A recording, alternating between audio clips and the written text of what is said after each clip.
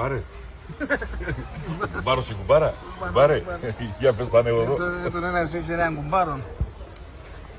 Στο χωριό να τον μακρά, αυτοκίνητα κέσανε, παίρνουν τον γάιδαρο, καβάλει και τον γάιδαρο να πάει λέπει τον κουμπάρον. Πήγαινε 3-4 ώρα στράτα, που κάποτε πήγε στον κουμπάρον, λέπει τον κουμπάρον. Με κουμπάρε, το χαράλε εδώ και σε μπράβο ρε κουμπάρε.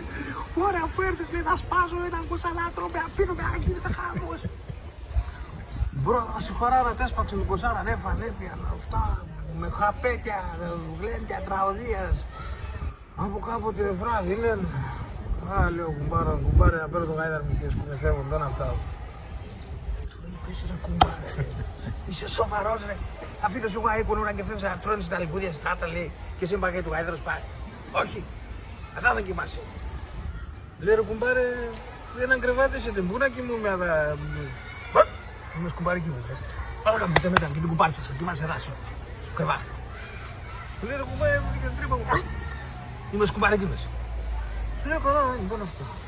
Άρα εκεί μέσα είναι ο κουμπάρον, η κουμπάρτσα και ο κουμπάρο. Εκεί μέσα μέρος είναι το Θεό από κάπου τη σκόρδα. Λέω κουμπάρος, κουμπάρε, κοιμέτες καλά, όλα εντάξει. Ναι, κουμπάρε, αλλά... Ω κουμπάρε, κάνα πρόβλημα, έχουμε κάνει πέτο, το. Είμαι σκουμπάρι κι είμαι. Ναι, ξέρω πώς τα λέει το... Είμαι σκουμπάρι κι είμαι, πέτο. Να λέει... Κουμπάρτσα. Όλο το βράδυ λέει. Όλο το βράδυ. Είμαι κουμπάρι κύβες. Όλο το βράδυ λέει εκράνε την ψωλή μου.